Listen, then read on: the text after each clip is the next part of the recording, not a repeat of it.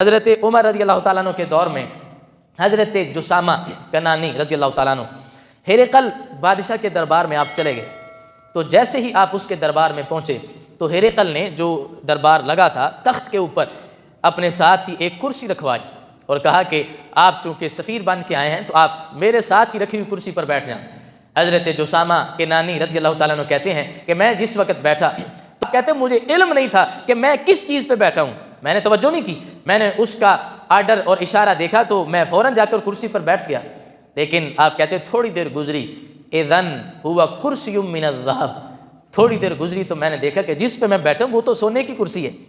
اور سونے کی کرسی کا جس وقت مجھے پتہ چلا، مجھے ادراک ہوا تو آپ فوراً وہاں سے کھڑے ہو گئے۔ ایسے اچانک بندہ کھڑا ہوتا ہے، حضرت جسامہ فوراً کھڑے ہو گئے۔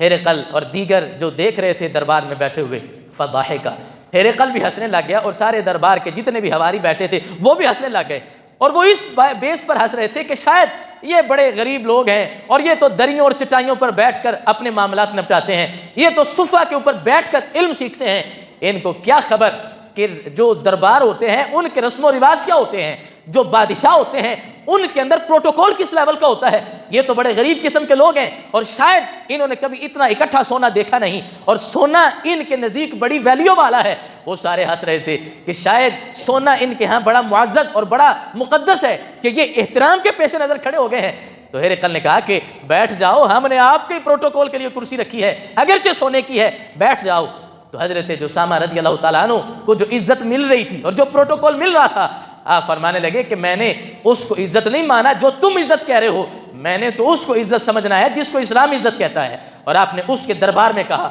سمعت رسول اللہ صلی اللہ علیہ وسلم ینہا عن مثل ھذا، کہ میں نے سرکار سے سنا ہے سرکار نے ہمیں اس کی مثل پر بیٹھنے سے منع کر دیا ہے کہ ہم سونے کا استعمال اس طرح تو کرتے نہیں ہیں، اور نہ ہم سونے کو ہاتھ پہ پہنتے ہیں، نہ جسم پہ جگہ دیکھتے ہیں، نہ اس کے اوپر بیٹھتے ہیں۔ تو لہٰذا اے ہرقل یہ نہ سمجھنا کہ میں سونے کے تقدس کے لیے اٹھا ہوں، نہیں، میں سونے کے فرمان کے لیے اٹھا ہوں کہ آپ نے مجھے اس پر بیٹھنے کے لحاظ سے منع کر دیا ہے، لہٰذا تم جتنی مرضی عزت دیتے رہو لیکن میرے لیے ایک ذرہ بھی اس کے لیے عزت نہیں ہے۔ عزت وہ ہے جس کو اسلام نے عزت کہا، عزت وہ ہے جس کو میرے نبی علیہ السلام نے عزت کہا ہے، لہٰذا میرے لیے اس پر بیٹھنا عزت نہیں ہے۔ میں جیسے ہی اس کو چھوڑتا ہوں تو مجھے نیکی کی لذت آتی ہے۔